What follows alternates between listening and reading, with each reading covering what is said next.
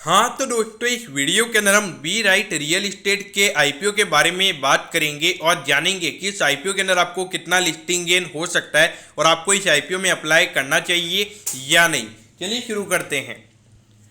तो देखिए, सबसे पहले हम ये जानेंगे कि ये कंपनी क्या काम करती है। तो देखिए, ये जो कंपनी है कंस्ट्रक्शन और रियल इस्टेट डेवलपमेंट वाली ये कंपनी है, यानी कि रियल इस्टेट यानी कि जो रेसिडेंशियल प्रोजेक्ट्स होते हैं, घर बनाना, ऑफिस बनाना, ये कंपनी वो काम करती है। तो अगर हम देखेंगे तो कंपनी के स्ट्रॉन्ग इन हाउस कैपेबिलिटीज़ है, तो जिसकी वजह से जो प्रोजेक्ट की क्वालिटी होती है वो यहाँ पे ये कंपनी काफ़ी अच्छे तरीके से डिलीवर करती है। अब अगर हम देखेंगे तो कंपनी अपने सब्सिडरीज के साथ काम करती है। तो अगर हम यहाँ पे देखेंगे तो इनकी बहुत सारी सब्सिडरीज हैं, जैसे कि अगर आप देखोगे B right real estate ventures LLP, उसके अलावा लीजिंग अंधेरी, फिर उसके बाद में रियल्टी लोनावला।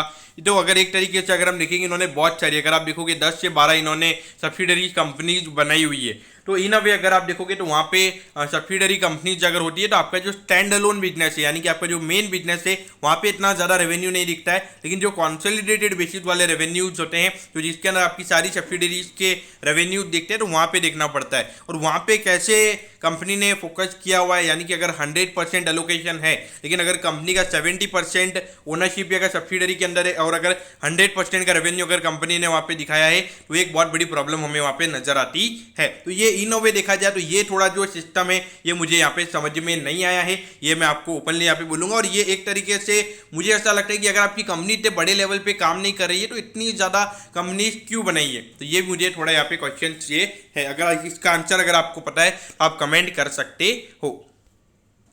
अब अगर हम कॉम्पिटिटिव स्ट्रेंथ के बारे में अगर हम बात करेंगे तो इनकी एक रियल इस्टेट सेक्टर के अंदर काफ़ी अच्छी रेप्यूटेशन है।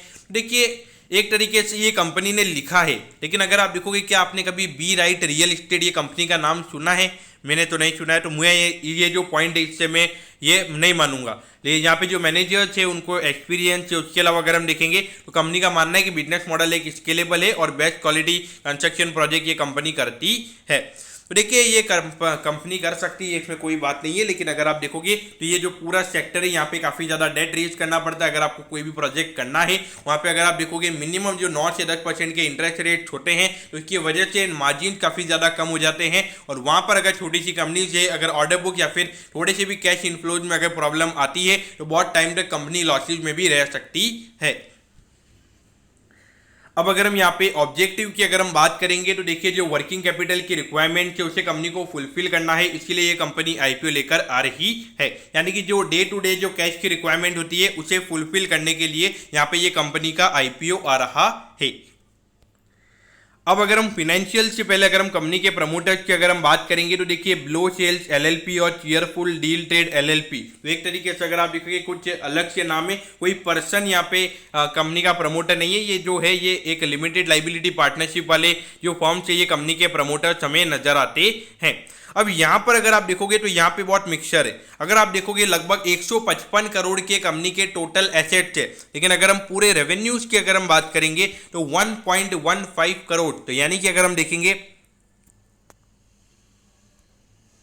सिर्फ 1 करोड़ 15 लाख रुपए का कंपनी का रेवेन्यू का नंबर है और 72 लाख रुपीस का कंपनी का प्रॉफिट है। तो ये मुझे समझ ही नहीं आ रहा है। एक्चुअली में जो बड़ी बड़ी कंपनीज होती है उनका 10-15 करोड़ के रेवेन्यू पे अगर आप देखोगे, यानी कि अगर कोई कंपनी 200-300 करोड़ का रेवेन्यू भी अगर रिपोर्ट कर रही है तो वहाँ पे 30-40 करोड़ से इंफ्रास्ट्रक्चर वाले एरिया में, यानी कि जो कंस्ट्रक्शन वाला एरिया है, वहाँ पे उससे ज़्यादा प्रॉफिटेबिलिटी नहीं हो सकती है।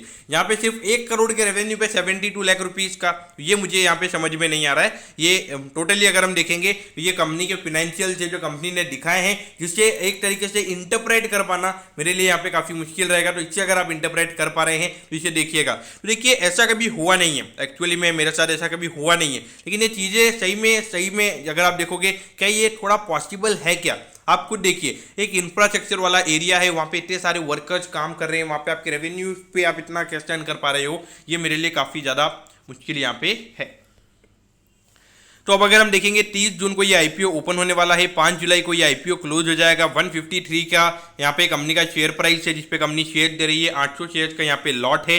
अगर इशू साइज की बात करेंगे तो 44 करोड़ का यहाँ पे इशू साइज है और पूरा फ्रेश इशू, यानी कि पूरा पैसा कंपनी के पास जाने वाला है। कंपनी के प्रमोटर्स के पास यहाँ पे कोई भी पैसा नहीं जाने वाला है। तो देखा जाए तो यहाँ पे आईपीओ का साइज भी काफी ज्यादा बड़ा है और अगर हम देखेंगे तो अराउंड 50% का रिटेल कोटा है और 50% का यहाँ पे एचएनआई कोटा रहने वाला है और बीएससी के एसएमई प्लेटफॉर्म पे ये कंपनी लिस्ट होने वाली है। तो देखिए 1,22,400 रुपीज़ का यहाँ पे मिनिमम एप्लीकेशन आपको लगेगा और इसमें एक चीज़ मिसिंग है, जो कंपनी का टाइम टेबल है वो अभी तक आया नहीं है। तो लगभग ये मान के चलिए कि 5 जुलाई को अगर ये आईपीओ क्लोज हो रहा है तो 12 से 13 जुलाई तक ये कंपनी हमें लिस्ट होती हुई नजर आएगी।